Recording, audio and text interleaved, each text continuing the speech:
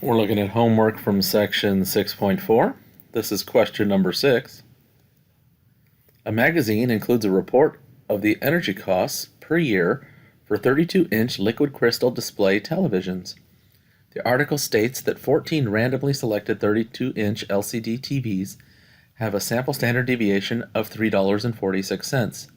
Assume the sample is taken from a normally distributed population. Construct 95% confidence intervals for A, the population variance sigma squared, and B, the population standard deviation sigma. Interpret the results. So we're going to need the sample standard deviation from here. They give it to us as 3.46. Then we're going to have to find the chi-squared values for a confidence level of 0.95 with a sample of size 14. Drawing a picture might help us figure out what that situation is all about. So we'll draw our chi-square distribution. Remember, the chi-square distribution is not symmetric. We have our chi-square L and chi-square R values. Now, even though it's not symmetric, we place these in such a position so that the area in the two tails will be equivalent and that the centralized area will be our level of confidence. So because our level of confidence here was 95%, the area in the middle is 0.9500. That leaves 5% total area for the two tails to split equally, which means that each one of those tails has 0.0250 as its area, 2.5%. Now, the way that we use this chi-square distribution is we look at the area to the right of each chi-squared value. So we'll start with the chi-square L value. The area to the right of the chi-square L value contains the central area of 0.9500 and the right-hand tail of 0.0250. And when we combine these, we get 0.9750. For the chi-square R value, we look to the right of that, and the only thing to the right of that is the right-hand tail, which is 0.0250. When you take these two areas, the area to the right of chi-square L and the area to the right of chi-square R, those two values will always add up to 1, so you can always do a quick little check there to make sure that they do.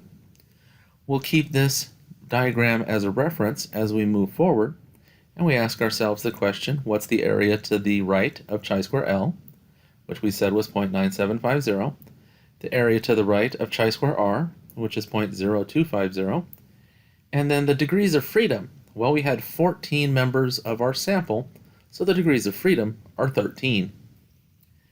We'll take that information and use it along with the standard deviation to come up with our confidence intervals. So let's use those values along with our chi-square table. The degrees of freedom, remember, were 13. The area to the right of chi-square L was 0.9750. The area to the right of chi-square R was 0.0250.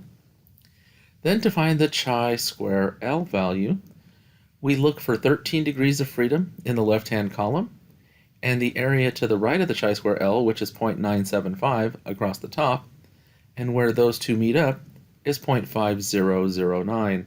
So that's our chi-square L value. For chi-square R, we look for the degrees of freedom 13 in the left-hand column, and then the area to the right of chi-square R across the top, which is 0.025, where those meet is at 24.736. So that's the value of chi-square R. Now we have all the values that we need to find our confidence intervals. So let's go ahead and do that. All of the values that we need are the degrees of freedom, the standard deviation, and the two chi-square values. The formula for the confidence interval for the variance has sigma squared in the middle of n-1 s squared over chi-square r and n-1 s squared over chi-square l. You'll notice that the two numerators are the same. So once you've done that calculation once for the numerator, you don't have to do it again. The difference is in the denominators of the fraction. The chi-square r value is on the left-hand fraction, and the chi-square l value is on the right. That may seem counterintuitive, but it makes mathematical sense. The chi-square r value is the larger of the two values because it happens farther to the right on the graph. And when you have a larger value in the denominator of your fraction, that makes the value of the fraction smaller. So the fraction on the left is smaller than the fraction on the right, and this inequality can be true. The n minus 1 is your degrees of freedom. The s is your standard deviation. So we'll plug these numbers in. We end up with 13 times 3.46 squared over 24.736 on the left. And on the right, we have the same numerator, but now divided by 5.009. When we use the calculator to help us figure out these values, we get 6.384591401 is less than sigma squared, which is less than 31.070233358. Rounded to 2 decimal places gives us 6.38 to 31.07. And that is your confidence interval for the population variance. Now we can interpret the results. So remember, when we're finding a confidence interval, the level of confidence is how certain we are that the actual population value, in this case sigma squared, falls within the bounds of our interval. So we're 95% confident. That eliminates choices B and D, and it's between our intervals. So this is going to be choice C. It says with 95% confidence, you can say that the population variance is between 6.38 and 31.07. Let's move on to part B, which is the confidence interval for the standard deviation. Even though it seems like we've already done a lot of work, there's not much work left because of the relationship between the variance and the standard deviation.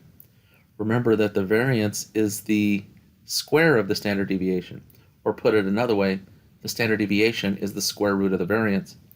So when we do this process for the standard deviation, all we're going to do is use our interval that we created for the variance, and we are going to take the square root of every part. So the variance inequality that we got was 6.384591401 is less than sigma squared, which is less than 31.070233358. We take the square root of all 3 parts. When we take the square root of the sigma squared, we just get sigma, which is our standard deviation.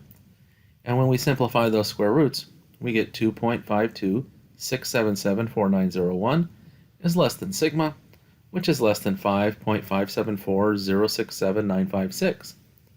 Rounded to 2 decimal places is 2.53 to 5.57. That's our confidence interval for the population standard deviation. We should really check our answer at this point.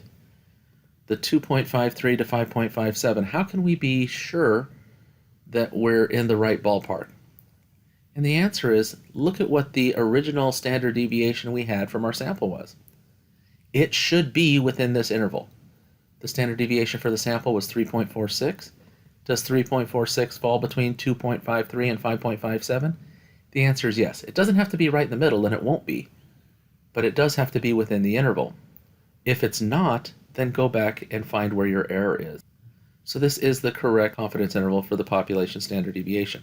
So let's go ahead and interpret these results. Again, a confidence interval, the level of confidence tells us how certain we are that the actual population value, in this case the standard deviation, falls inside of our interval. So we're 95% confident, so we're looking for an answer with 95% confidence. So B and D are eliminated. And we want one that says it's between 2 values, not greater than a value. And that would be choice A. With 95% confidence, you can say that the population standard deviation is between 2.53 and 5.57.